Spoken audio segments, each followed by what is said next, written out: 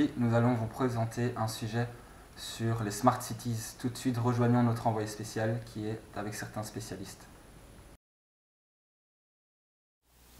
Bonjour à tous, donc nous voilà aujourd'hui pour parler des Smart Cities. Alors avec moi, Adrien Gomez qui est spécialiste en Smart Cities. Bonjour.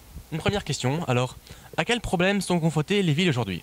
Oui, les villes sont confrontées à d'importants problèmes que les villes ne peuvent plus négliger, comme la pollution, le réchauffement climatique et le gaspillage des ressources. De plus, la démographie croissante oblige les villes à repenser leur mode de développement. Pourriez-vous me donner un exemple concret et actuel de ce problème?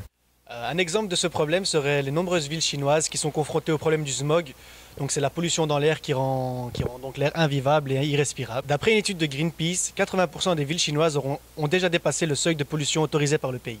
Alors une troisième question, alors de quoi l'environnement pollué de la Chine est-il le résultat?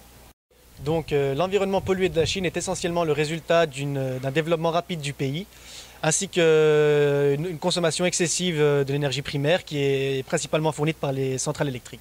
Donc pour le préciser, le smog est un gaz de couleur jaune qui est composé d'un mélange de polluants atmosphériques.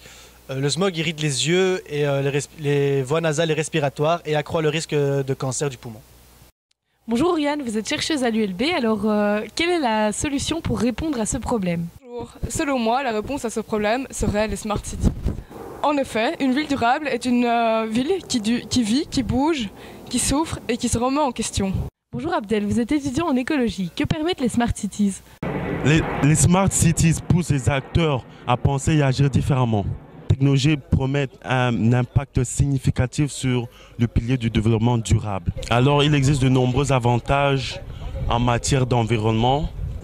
Premièrement, encourager la sobriété énergétique ou lutter contre le gaspillage. Deuxièmement, elle permet de rester connectés et interconnectés.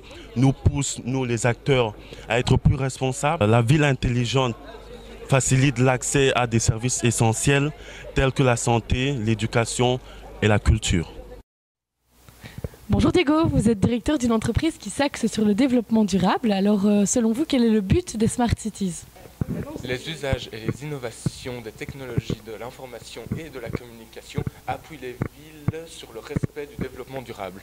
Nouvelle prise de conscience et des changements d'habitude, les Smart Cities doivent continuer d'évoluer vers une ville plus durable.